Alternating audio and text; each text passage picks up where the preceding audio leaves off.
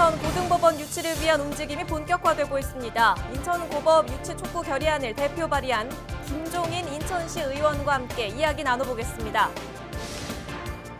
최근 의정부의 한 아파트에서 헬스장까지 코로나19 감염이 확산됐는데요. 헬스장 내 방역 대응이 걱정거리로 남아있습니다. 더불어민주당 소속 계양구 의원들이 후반기 의장 선출에 문제가 있다며 더불어민주당 인천시당에 징계 청원서까지 냈습니다. 코로나19 장기화로 가까운 공원이나 산책길을 찾는 주민들이 부쩍 늘었는데요. 부평구에 새로운 둘레길이 생겼습니다.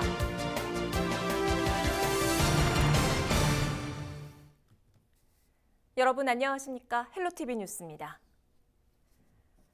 코로나19와 같은 감염병 예방을 위해 경기도가 감염병 전담 조직을 신설합니다. 이재명 경기도지사는 경기도의회 더불어민주당 예산정책협의회에 참석해 감염병 전담 조직 신설을 건의하고 인력과 예산 확보를 요청했습니다. 이 지사는 이번 코로나19 사태와 같이 감염병 확산이 장기화될 경우 전문성 있는 별도의 조직이 필요하다며 빠른 시일 내에 감염병 전담 본부를 설치해야 한다고 주장했습니다. 이와 함께 감염병 사태 장기화에 따른 경기 침체를 극복하기 위해서는 두세 번의 재난지원금 투입이 필요하다고 덧붙였습니다. 더불어민주당 소속 계양구 의원들이 후반기 의장 선출을 두고 갈등을 빚고 있습니다. 일부 의원들은 의장 선출에 문제가 있다며 더불어민주당 인천시당에 징계 청원서까지 제출했는데요. 취재기자와 자세한 이야기 나눠보겠습니다. 이재필 기자, 먼저 이 갈등의 배경부터 좀 짚어주시지요. 네, 더불어민주당의 김유순 의원이 그 후반기 의장으로 선출이 됐죠. 네. 김유순 의장은 재적의원 11명 중에 10명이 참석한 의장 투표에서 6표를 얻어서 당선이 됐는데요. 민주당 3표, 미래통합당 3표였습니다. 네. 반면에 그 같이 의장에 출마했던 박혜진 의원은 민주당 4표를 얻어서 고배를 마셨는데요. 그런데 원래 정당에서는 그 본투표를 하기 전에 의원총회를 열고서 누구를 이제 의장으로 세울지 이미 합의를 합니다. 네. 계양구 의회의 경우 재적 의원 11명 중에 이제 7명이 민주당 소속이에요. 때문에 민주당 의원총회에서 결정이 나면 말 그대로 그 사람이 이제 의장이 된다라고 볼 수 있는 그런 상황인데요. 당연히 민주당 소속 계양구 의원들도 의원총회를 본회의 전에 열었습니다. 네. 이때 김유순 의원과 박혜진 의원이 의장 출마 의사를 밝혔는데요. 김유순 의원은 비례를 포함해서 4선입니다. 계양구 의회 내 최다선 의원이라고 할 수 있는데요.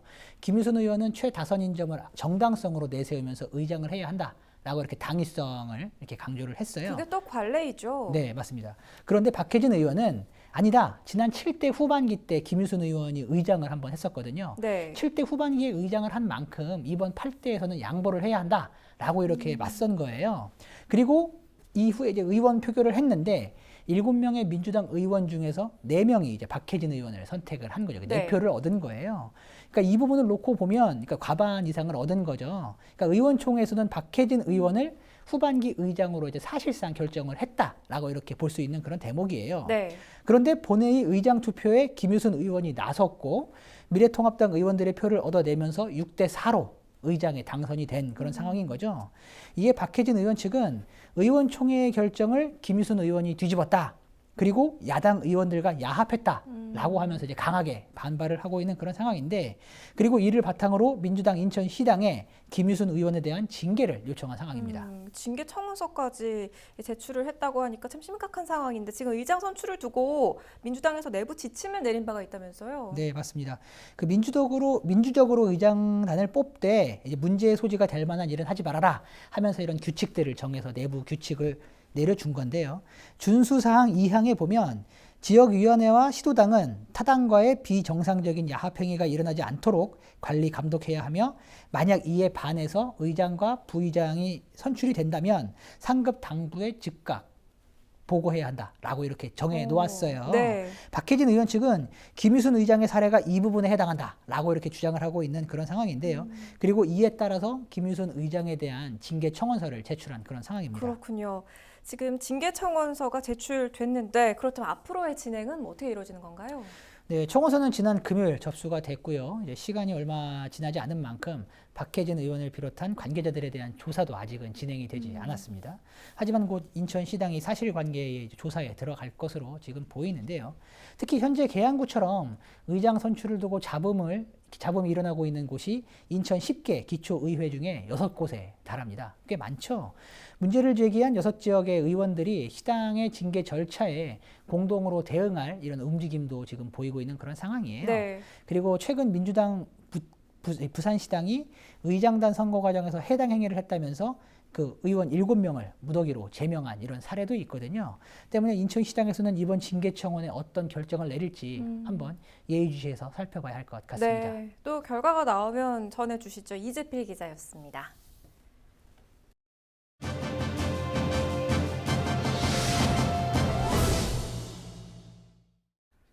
인천시는 얼마 전 검단 신도시 개발지구 내에 인천지방법원 북부 지원을 유치했는데요. 고등법원이 없어서 300만 시민들이 불편을 겪고 있습니다. 이를 위해 인천고법 유치를 위한 움직임이 본격화되고 있는데요. 인천시의회 후반기 원내대표 김종인 인천시 의원과 이야기 나눠보겠습니다. 의원님 반갑습니다. 지난 정례회 본회의에서 인천고등법원 유치를 위한 촉구 결의안이 원안 가결됐는데 그동안에 어떤 문제점들이 있었는지 먼저 짚어주시지요. 네, 인천의 인구는 300만으로 전국 광역시 중 인구가 두 번째로 많습니다. 그러나 고등법원이 설치되지 않아 그동안 인천 시민들의 사법 서비스의 사각지대에 놓여 있었고요. 법익을 누리는데 상대적으로 차별을 받았다고 말할 수 있습니다. 네. 인천의 사법구조는 서울에 의존하고 있는 실정인데요. 인천을 관할하고 있는 서울고등법원은 판사의 인당 약 9만 명의 사법 서비스를 담당하고 있습니다. 이는 대전, 광주 고등법원 담당 인구의 약 3배에 달하는 숫자인데요. 인천 시민은 양질의 사법 서비스를 받지 못하고 있고 또한 항소심을 받기 위해 서울까지 왕래해야 하는 어려움을 겪고 또 불편함을 겪고 있습니다. 실제로 이러한 경제적, 정신적 부담 때문에 항소 자체가 포기하는 분들도 많이 생기고 있는 게 사실이고요.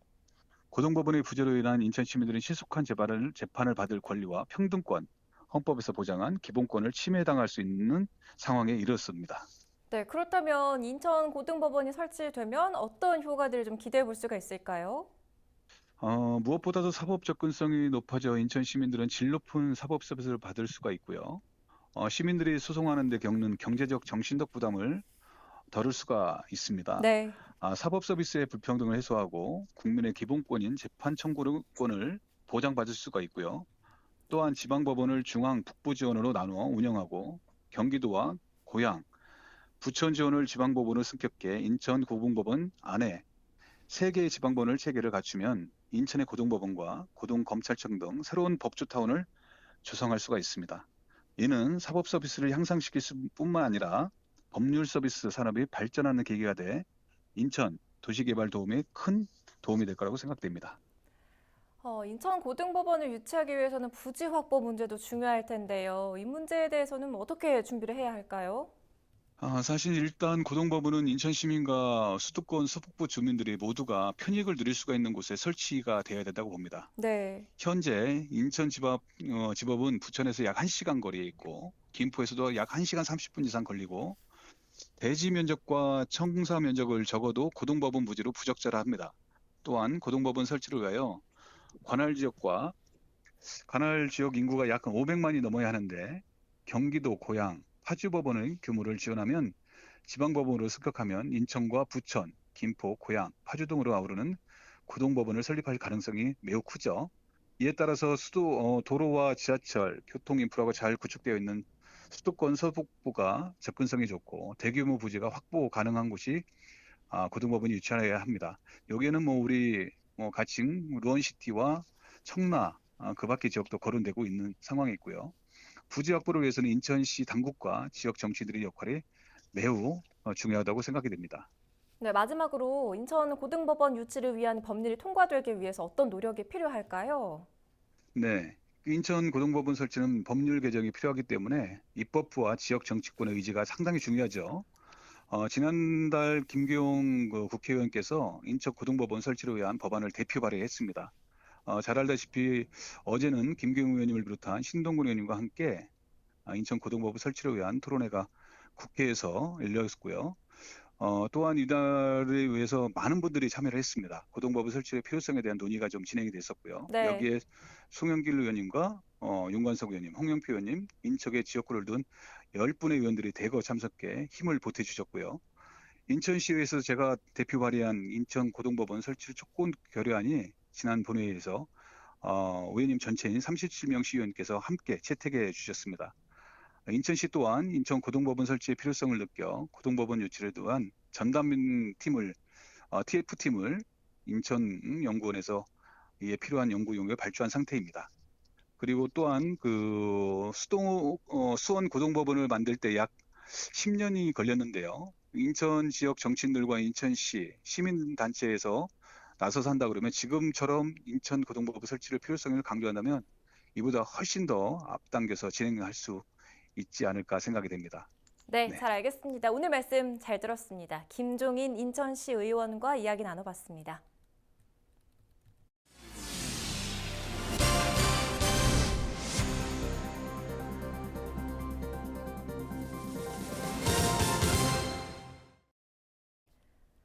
최근 의정부 아파트를 시작으로 헬스장까지 코로나19가 확산됐습니다. 이용자 중 3명이 확진됐고 방역당국은 헬스장 자체 방역을 문제로 지적했는데요.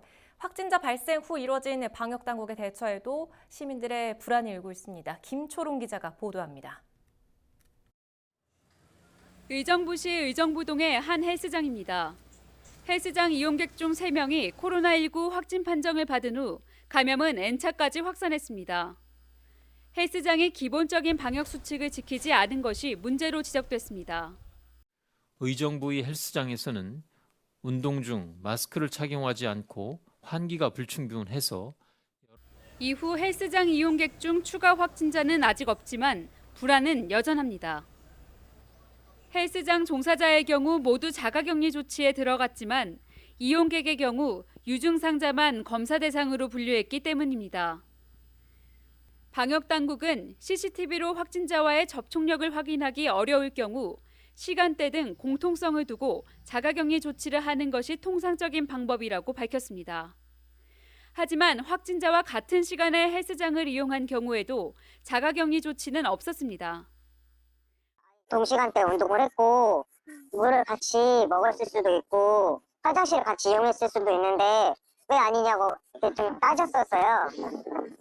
근데 보건소 쪽에서는 자기네들이 CCTV를 확인해 봤는데 거기서 겹치지 않으면 그렇게 접촉자로 그게 판단이 안 된다고.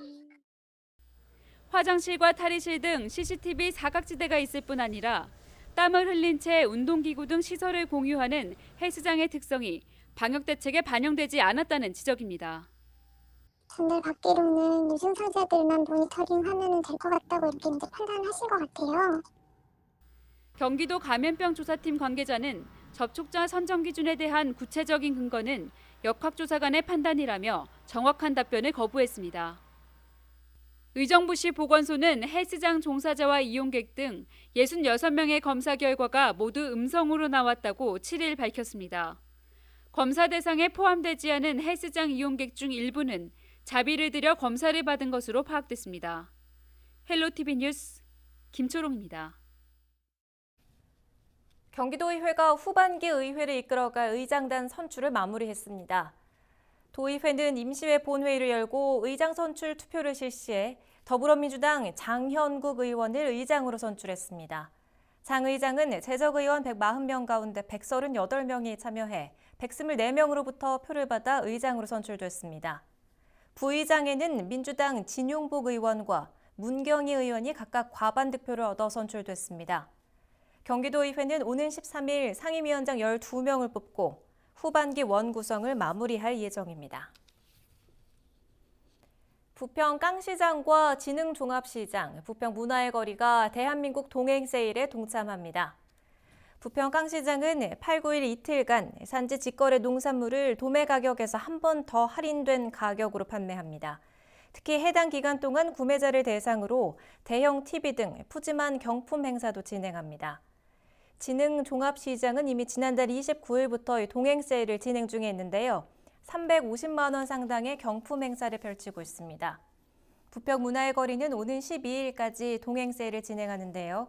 지역 패션 브랜드들을 최대 80% 세일 행사를 펼칩니다. 부평구에 새롭게 둘레길이 조성됐습니다. 굴포천을 가운데 두고 한 바퀴 도는 모양새인데요. 물과 숲이 어우러진 시민들의 휴식 공간입니다. 이재필 기자가 보도합니다.